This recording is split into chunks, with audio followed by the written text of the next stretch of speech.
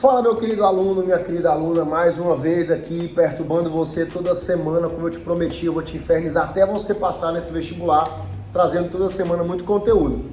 Hoje nós vamos trabalhar as famosas revoltas, mas assim, cuidado, hoje é Revoltas parte 1. Nós teremos dois vídeos, um vídeo com as revoltas nativistas, Guerra dos Emboabas, a Guerra dos Mascates, pessoal, a revolta dos Beckman, revolta de Vila Rica. Vou trabalhar tudo isso com vocês, mas não vou trabalhar nesse vídeo Inconfidência Mineira nem Conjuração Baiana. Isso vai ficar para depois, justamente para que vocês entendam a diferença entre essas duas revoltas e, claro, a importância de dividir essas duas revoltas em momentos bem distintos. Então roda a vinheta, bora começar.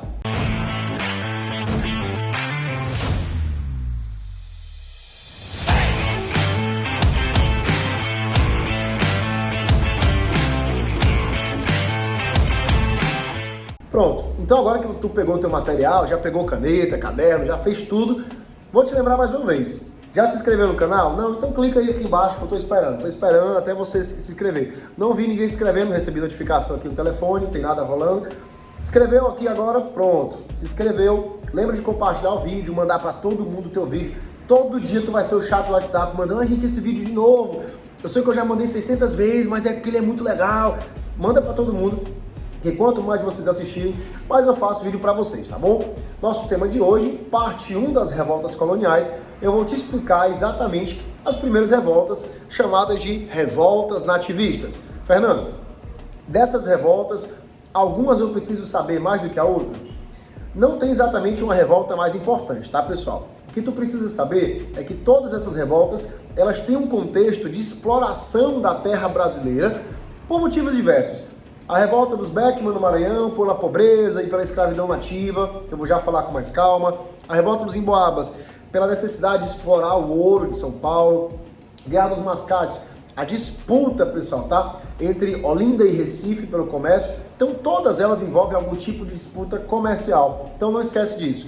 Toda revolta acontece porque as pessoas estão insatisfeitas. Então quando tu for pegar a questão do teu vestibular, você for fazer as suas provas, seus simulados, viu a questão sobre revolta, ela falou sobre disputa econômica, cuidado em separar as revoltas.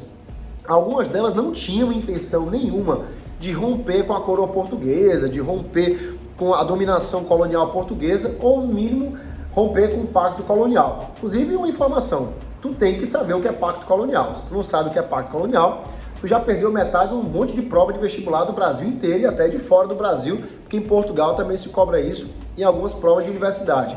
Professor, o que é pacto colonial? Me ajuda, por favor. Aquela aliança feita no período do descobrimento, no período colonial brasileiro, onde o Brasil seria a nossa colônia e Portugal seria a nossa metrópole, ou seja, todas as ordens vindas do Brasil teriam que vir da corte portuguesa, da coroa portuguesa.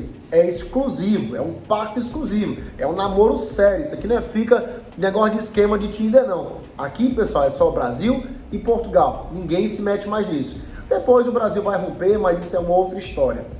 Hoje, anota aí a nossa primeira revolta colonial, famosa revolta dos Beckman, que acontece no Maranhão. O Maranhão, tu sabe muito bem, é até hoje, pessoal, um dos estados que tem várias cidades com grande nível de pobreza, mas no período colonial, ele já tinha vilas com grande índice de pobreza. As pessoas reclamavam que faltavam insumos, faltavam mercadorias, o comércio andava a passos lentos. E aí, dois irmãos, o Manuel e o Tomás Beckman, passam então a tentar ter controle, monopólio da escravidão no Maranhão. Para incentivar o comércio e fazer a moeda da economia rodar, o Estado português cria então a Companhia Geral de Comércio do Maranhão. Nessa região, pessoal, nós vamos trazer os escravos da África para o Brasil e eles vão ser distribuídos ou revendidos na região do Maranhão, gerando um lucro com o trabalho escravo. Só que tinha um problema. Os jesuítas já tinham feito várias e várias solicitações à corte portuguesa para que se encerrasse o ciclo de escravidão nativa. Lembra que os jesuítas catequizavam, te expliquei no vídeo passado, mas não queriam que esses índios fossem escravizados. Os bandeirantes não concordavam com isso, os comerciantes não concordavam com isso, dizia que na verdade era um grande prejuízo econômico evitar o índio, a mão de obra que estava aqui do lado, por que ele não vai ser escravizado? Lembre-se que os europeus se consideravam superiores, que os índios eram inferiores, considerados aos olhos europeus, os jesuítas viam ali no meio termo o índio, pessoal, com a alma provável de catequese. os comerciantes e bandeirantes não enxergavam assim.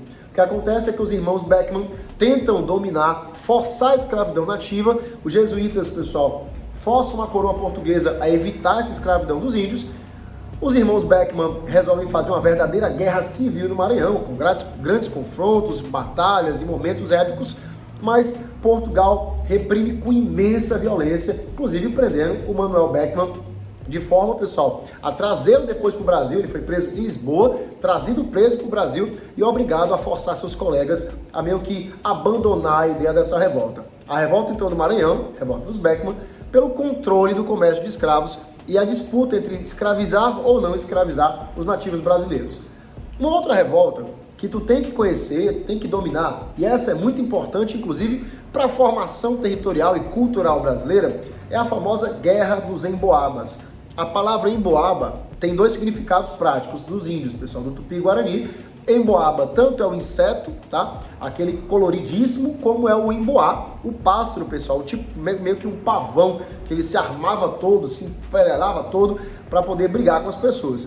Os paulistas chamavam quem vinha de fora de São Paulo de emboás ou emboabas, porque eles vinham muito ornamentados, querendo brigar, muito cheio, o peito inchado, querendo arrumar confusão, e eles acabavam perdendo muitas vezes.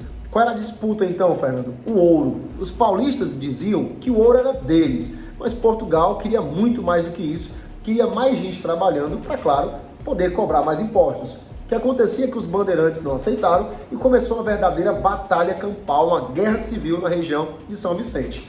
Aconteceu uma batalha chamada de Capão da Traição, onde os próprios bandeirantes paulistas traem o movimento e passam para o lado dos emboabas.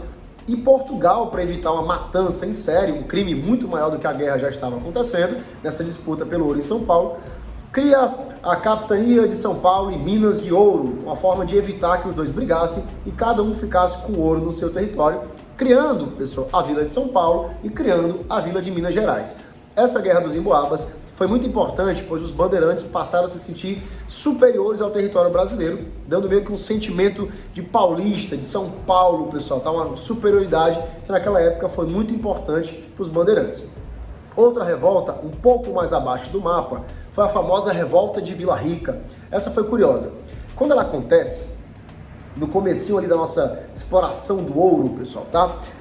No século XVI, XVII, um rapaz chamado Felipe dos Santos, cansado, já farto de pagar tantos impostos, pede ao conde de Assumar que cancelasse alguns dos impostos, como a quinta, a captação, a derrama, para que ficasse mais leve, mais light o ciclo econômico do ouro, que as pessoas pudessem lucrar alguma coisa em cima do ouro, porque ele afirmava que o lucro era muito pequenininho e não dava para sobreviver.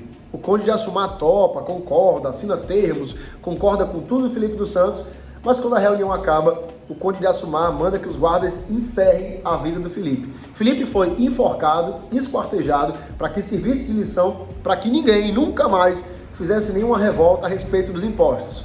A morte do Felipe dos Santos foi importante. Ele morreu, pessoal, como um revoltado a respeito da coroa portuguesa. Mas pouco tempo depois, a história de Felipe dos Santos vai inspirar um outro revoltado em Minas Gerais, o famoso Tiradentes. Tiradentes, pessoal, que era soldado do exército, um dragão da pátria no período colonial, vai se inspirar em Felipe dos Santos para montar lá os seus conjurados em Minas Gerais, que tu só vai ver na próxima aula, então calma, por enquanto anota só isso aqui.